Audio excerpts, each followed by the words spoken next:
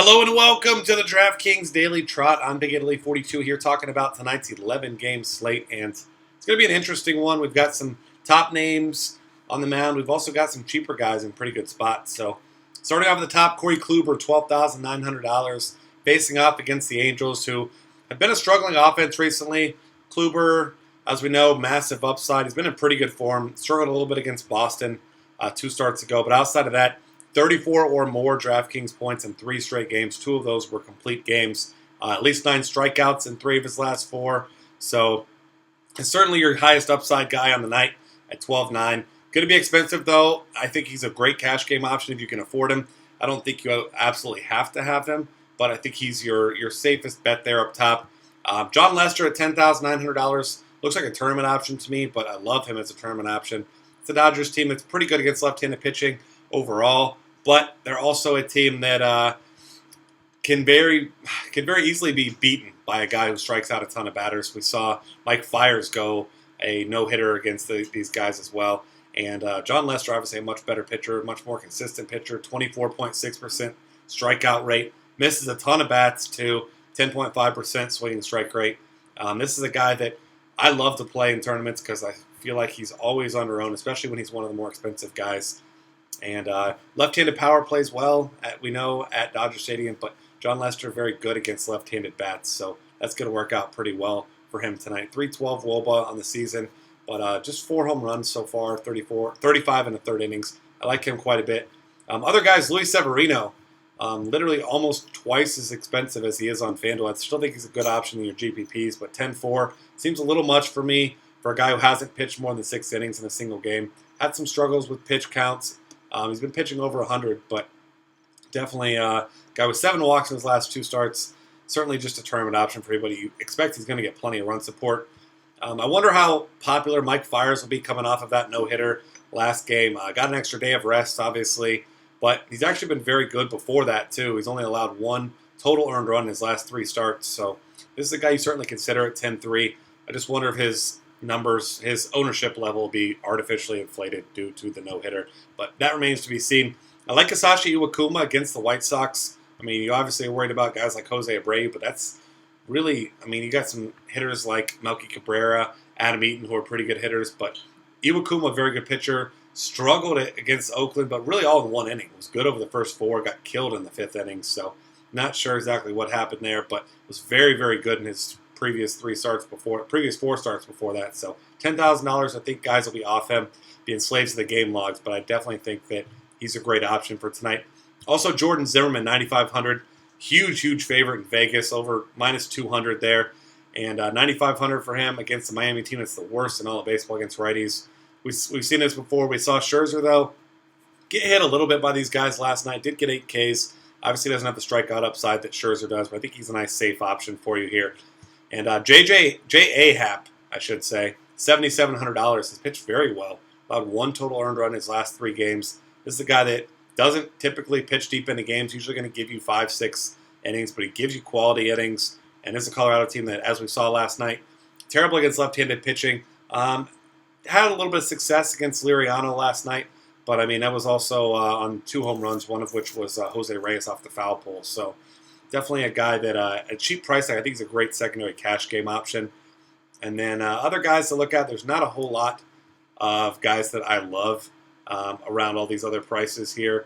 One more guy you could really consider as a tournament option here, and you don't really feel great about it, but it's Garrett Richards against the Indians. He really struggled in his last start, has not been particularly good recently, but we know he's got big-time upside. Had that stretch where he finally turned it around, and his best performance in the season was, strikeout-wise at least, against these same Indians, 11 Ks on August the 3rd. So I think he's a big-time upside guy, but not a guy I'll be playing in my cash games here. Catcher options. You can still play Kyle Schwarber at catcher, $4,300 against Matt Latos. I think that's a fine way to go in your tournaments, but Brian McCann's the guy you want at $3,800. Matt Whistler has been horrible, 464 WOBA against left-handed batters. Brian McCann already coming off a huge game. He's by far going to have the most ownership at catcher tonight. So probably a viable fade in tournaments, but not a guy I'll be fading in cash games. Stephen Vogt, a guy you can consider in Arizona at $3,700. I don't like his price tag for a guy who has not been hitting very well, but might just drive his ownership levels down. I like Francisco Cervelli as a secondary option at 3,600. He's been hitting lefties well. Doesn't have nearly the upside that McCann does, but nice floor for him, so I like that option. Matt Wieters at 3,200 if he's playing. You got to look his way as a cheap option. And then that's really it. I mean, you got Miguel Montero, who you can consider, of course, at $2,900 against Latos if you have to go cheap, but only $900 less than Brian McCann. For me, it's just going to be McCann as much as I possibly can. First base, you got Paul Goldschmidt against Aaron Brooks up top at $5,900. He is a great option, but he's very expensive. Joey Votto, on the other hand, right below him, been very consistent. You know you're going to get something out of Votto. You always do. $5,000. Facing off against Matt Garza, who struggled both against lefties and righties, so he's a good option. I still like Chris Davis against the lefty, especially in that thin air in Texas, or that hot air, I should say, in Texas. $4,700 for him. Biggest team total. They're tied for the biggest team total of the night with Washington, Pittsburgh, and the Yankees. So definitely like the Baltimore bats here. Anthony Rizzo, homered again last night. You got to like him tonight against Matt Latos. I'm not a big fan of Latos. He has struggled big time. Freddie Freeman, if you want to go be in the minority, Severino probably won't be a super popular play on DraftKings, but don't imagine that Freddie Freeman will have much ownership at all. Did homer last night, so $4,300 for him is a good price. Adam Lind, Kevia Sampson has been awful against lefties in a very small sample size, so looking at him at $4,200, got the great splits going in his direction. Ryan Zimmerman, another fine option at $3,900.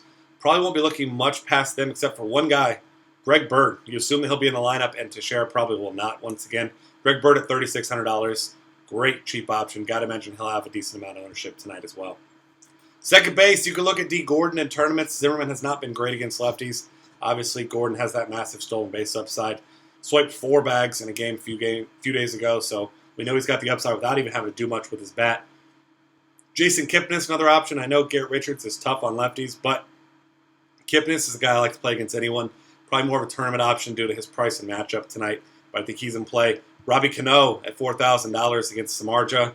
Samardzija seems like he's just a name now. People still avoid him at times. I will not be tonight. I like these lefty bats. Cano, Seager at third base. I'll get to him in a minute, but other guys, Anthony Rendon is still cheap, $3,600 against Tom Kohler. I won't be playing Neil Walker from the right side of the plate. I never do. I like him from the left side. Steve Pearce is an interesting option at $3,300 here as a tournament option. He matches left-handed pitching. Hasn't been nearly as good this year as he was last year, but still a guy with tons of skills in a matchup like this. So I like that. I'll talk about Stephen Drew once again, $2,900. Didn't do much last night, but certainly he's another lefty in an even better matchup than they had last night where they put up 15 runs. So certainly not expecting that again, but he's another cheap guy with some power at the bottom of the lineup. Third base options. If Miguel Sano plays, I like him in the tournament against Fires. I don't love him, though, at $4,900. Another $4,900 guy, Manny Machado. Another Baltimore bat against Martin Perez. I think he's in a good spot. Chris Bryant against Latos. I still like a lot of these Cubs bats here. So Chris Bryant certainly got it in play for me. Danny Valencia continues to hit everyone. Ulysse Chassin, $4,100 today. It's not a bad option for him. I think due to his price being over $4K, he'll probably be lower owned, but enormous park shift for him going to Chase Field from O.co. Aramis Ramirez, the guy we know, very long track record against left-handed pitching. Chris Rusin, not good at all against righties, so he's the guy you got to give a look. And then 2 more Pittsburgh guys with third base, multiple eligibility. Harrison, Kong, either one of those guys line up. Kong I probably prefer at shortstop. Harrison, not sure if he'll be playing or not. I mentioned Seager, he's only $3,700. Chase Headley had a big game last night. He's $3,500. Definitely give him a look tonight in your tournaments. He'll probably be batting down order as he does, but still a fine spot for him. Still like Lonnie Chisenhall here, $3,100. I mentioned you're not trying to go out of your way to pick on Garrett Richards here, but I think he's a guy that I'll be considering tournament only, of course, but because he is a very good pitcher, but he is prone to blow-ups. Aaron Hill is cheap. If he's in the lineup, you can give him a look. Not a guy that I'm in love with, but he's a guy that's cheap if you just need kind of a glue to make the rest of your lineup fits. Shortstop options, I don't love a lot, especially because Carlos Correa still listed day-to-day, having hamstring issues. You assume he probably won't be in. If he is in, he's easily your top option. I mentioned Gong at third base. You've also got Francisco Lindor at $3,900. Jose Reyes facing off against Happ.